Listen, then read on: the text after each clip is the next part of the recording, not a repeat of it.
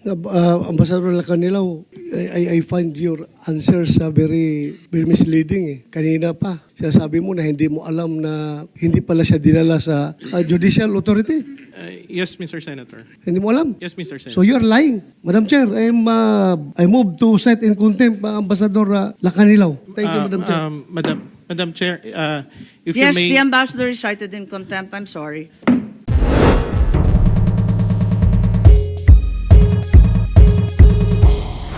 You know very well ang Article 125 does not apply to arrests with warrants. Di ba? So, either nagsisinungaling or nag-iiwas. Ano ba talaga? General Torre, please sagutin po ninyo, warrantless arrest ba to na may reglementary period? Or arrest with warrant pero nagmamadali kayo dahil sa isang dahilan na hindi masabi? Am I going to answer, ma'am? You're asking me a question? Because I'm saying a while ago, and I think I was cut in the middle of the explanation, that I'm using that 125 just as a yardstick on how I will look at the requirement of unreasonable. There's no reasonable delay Ang sabi po ninyo, supposedly. mamalasin tayo. Ayan mo, mamalasin naman kami pag hindi namin ginawa ang trabaho namin. Because how do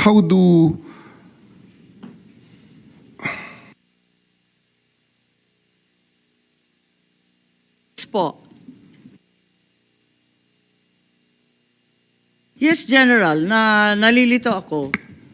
the person arrested with a warrant should be delivered to the judicial authority Did you without do that? delay?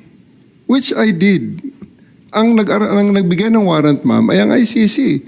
So, hindi man tayo nag-cooperate sa ICC, but we are cooperating with the Interpol. So, we assisted the Interpol in implementing the warrant. And dapat dalhin siya sa Alam mo, judicial Senator authority. Bato, please. Alam mo, General Torre, masyadong hirap intindihin yung kuan mo, yung justification mo. Hindi tayo nagko-cooperate sa ICC, pero nag-cooperate tayo sa Interpol. Anong basis ng Interpol, di ba, ang warrant ng ICC? So kung hindi mo na-recognize yung ICC, bakit mo sinunod yung pakiusap ng Interpol? Sabi mo, hindi nyo na-recognize yung ICC. Sir, for that Bakit mo question... sinunod yung request ng Interpol na napakadali na naman sabihin mo na, sorry, Interpol, we cannot implement that because we do not recognize the jurisdiction of ICC over Sir. this country. Sir, may I? Mr. Senator, ang problema ho kasi dyan, 9851 refers to an international tribunal, not necessarily the ICC. So, for us to surrender him to an international tribunal is within the bounds of the law. Ang nangyari po kasi dito, At then, nag-withdraw po tayo sa ICC. Very clear sinabi mo. Nag-withdraw po tayo sa ICC, pero hindi po natin nirepeal yung 9851. Kaya ho, andun pa rin po yung kamandag na 9851 para maging basis po ng arrest. Pero kung nag-withdraw tayo sa ICC at nirepeal natin ang 9851, wala ho tayong problema. In the same way, na kung hindi tayo nag-withdraw sa ICC, entitled po sa extradition process ang presidente. Pero dahil nawala na po yung treaty with the ICC, ay hindi na po entitled sa extradition process. So yun po talaga yung nangyayari dito. Kaya nga, you keep on citing RA 9851. 51. Palagi mong sinasabi yan ang basis mo. Pero very clear naman na yung sinunod mo, yung ginawa ninyo ay binayulit ninyo yung konstitusyon. Ay, sabi mo kanina, kung may conflict ang konstitusyon at saka yung statutory law natin, nagpiprevail ang konstitusyon, bakit hindi nyo naisip na sundin ang konstitusyon? Binayulit yung Bill of Rights. Yung 9851 po kasi, nare-recognize nga po ng 9851 ang International Tribunal. Nire-recognize niya po eh. And it's something that was forgotten in the process of withdrawing from the ICC. Kaya naiwan po yun eh. That's why that option remained for the government to surrender the former president. Pero kung hindi ho tayo nag-withdraw sa ICC, ganun din po, he would have been entitled to Article 59 process of the judicial process. Iba-validate po sa court yung warrant. Alam mo, sir, ito ibabalik ko sa iyo yung sinasabi mo. In July 2023, you mentioned in one of your interviews that if the ICC will come to the Philippines, you will consider it as usurpation of authority of the Philippine government and violation of Philippine laws. What are the laws you have in mind during the ito interview ho that yan, might no? be violated by the ICC? Kasi pagpapasok ko sila rito at prepresahin nila mag-imbestiga, then they will be usurping the power of the DOJ. Or marami ho talaga ma-violate na usurpation of authority po ang mangyayari dyan. Kaya nga, ano nga ang nangyayari po dito, ang ICC po ay hindi talaga ang kanilang kapangyarihan ay naiwan lamang sa individual at hindi po sa state. Hanggang ngayon po wala silang power over our state. Ang Pilipinas po ay hindi saklaw sa ICC. Dahil nag-withdraw po tayo sa ICC. Pero yun na rin po ang dahilan kung bakit ang Pangulong Duterte ay hindi po kayang i-invoke itong provision ng ICC tungkol sa Article 59 sapagkat nag-withdraw tayo sa ICC, so wala na ho tayong treaty with the ICC. So hindi na ho applicable yun sa atin. Alam mo sir, ikaw pilit mong hinihiwalay, Madam Chair, yung tao at saka yung state. 'Di ba? Hinihiwalay mo palagi. Opo. Kasi may ICJ po eh. Can you define Kasi the ang state? ICJ po for the state. Sandali na sir. What is a state? Ano ang elements ng state? 'Di ba? Ang element ng state is territory, people, sovereignty, ano yung pang-apat? Government. Oh. So yan ang state. Ngayon, bakit mo ihiwala yung population? Diyan sa Kasi state na yan. wala hong power over government Walang state natin. kung walang population. Wala hong power ang ICC over our government. O kaya Kasi nga, nga wala na ho tayong treaty eh. over our state. Kasi nag-withdraw po si President Duterte sa ICC na wala na po ang pwede nilang gamitin na kinakailangan pong dumaan po sa korte dahil nga may treaty. Kaya nga hindi ma-invoke ang extradition eh. Yung nga ho yung naging dilemma rito. Yung naging gamot ay naging problema. Bakit mo sinurrender? Kung hindi nga ma-extradite, isurrender mo May pa. warrant of arrest po eh. May warrant of arrest po over the individual. Sabi mo naman, hindi natin recognize yung jurisdiction ng ICC.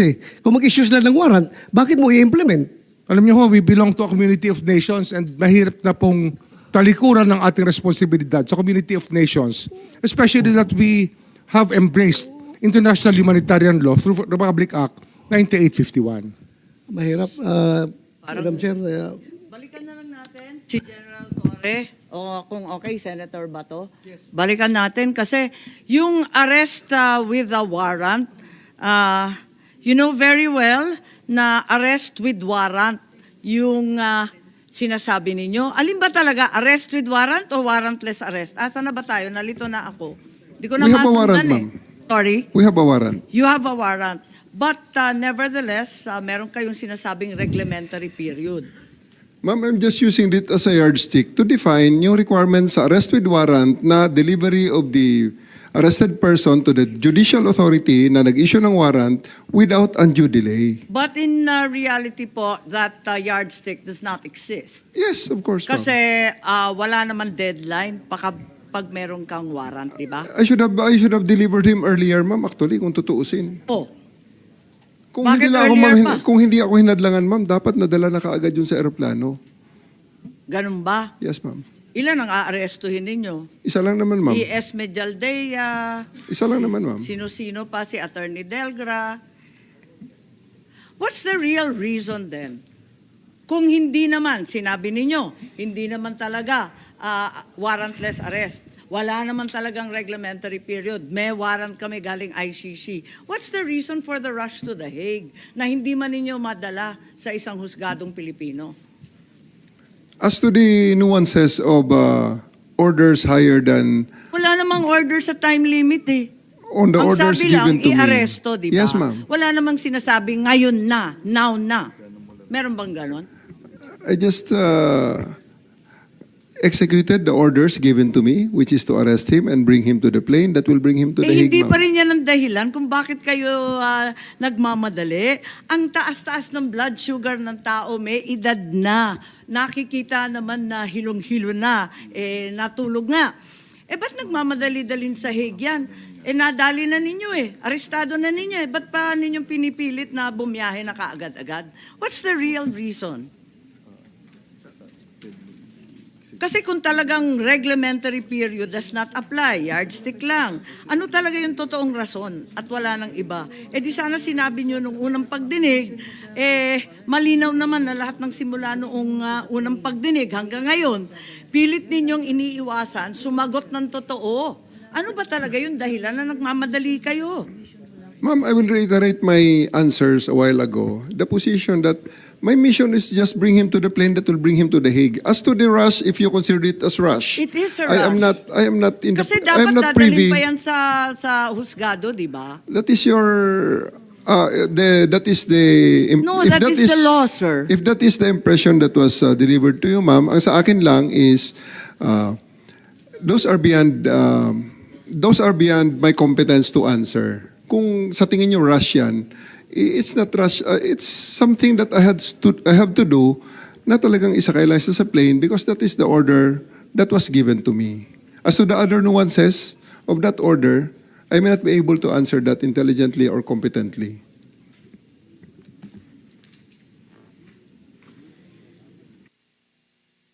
Yes, baka may maidagdag si Ambassador Lacanilaw.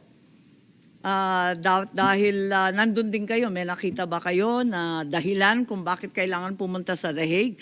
Total, kayo ang madalas pumunta sa abroad at kinatawan ng Pilipinas. May dahilan ba kung bakit nagmamadali tayo? Hindi po ako hindi po ako aware o competent para sagutin po yung ganon. Kasi ang sa akin naman ho, ang naging role ko lang yung nung nag-volunteer ako na samahan si former President Muta ICC. Lahat tayo hindi alam ang dahilan kung bakit nung araw na yon kinailangan talaga isakay at dalhin sa Hague kahit may sakit, kahit may karapatan pumunta sa husgadong Pilipino, kahit hindi pa nakikita ang pamilya, ang doktor, ang abogadong pili, talagang kinakailangan dalhin na talaga sa The Hague. There being no contrary motion, we uphold the motion to cite Ambassador Marcos Lacanlilao in contempt. Thank you, Madam Chair. I'm giving you the chance already kanina. Sabi ko nga, ayaw namin gamitin yung power to contempt dito, to cite in contempt, pero halata na nagsinungaling ka. Nasa dokumento harap-harapan na po. Mahirap naman yung ganito, konting respeto po. Ma'am, again, may I clarify again, please? Ma'am, it's an extradition form. That's why the questions are answerable by another jurisdiction, but not our jurisdiction. So it's very hard to answer something that works in a different manner. Hindi nga sir, ang tinatanong namin sa kanya is kung nandun man siya the whole time, hindi man niya, alam niya na hindi dinala si President Duterte sa isang competent court. Nga Tapos ho sabihin niya, hindi niya alam. Kaya ho Siya nga nag-suffice. nagsabi na siya nag-oversee sa operation. Tapos hindi niya alam na kung dinala o hindi. I hope we can reconsider the contempt citing because, sir, kaya ho nag-suffice a certification of Kanina pa Prosecutor kami General. nagre-reconsider, Secretary Boying. at Pero saka kaya ho kasalanan nag-suffice po namin. sa ICC, kaya tinanggap nila yung certification po ng DOJ is because under their system of government, under the system of the ICC, ang prosecutor is competent judicial authority. That's why it's very foreign to Ambassador Lacanilao. Hindi naman ho madaling malaman yan until ho pinaliwanag yan ni Justice Ascuna sa atin. Ay, hindi naman- magkaiba po talaga Hindi naman ang pagtingin. Hindi naman kailangan maliwanagan national. Sabi naman national Ang liwanag naman po nun. Balikan na lang natin si General Torre. General Torre, ano ba talaga yung dahilan kung bakit nagmamadali? Sinabi mo na hindi naman Madam Chair, warrantless arrest. you have ruled already the citing in contempt. Thank you, Madam Chair. Madam Chair, if you Yes, may... the ambassador is cited in contempt. I'm sorry.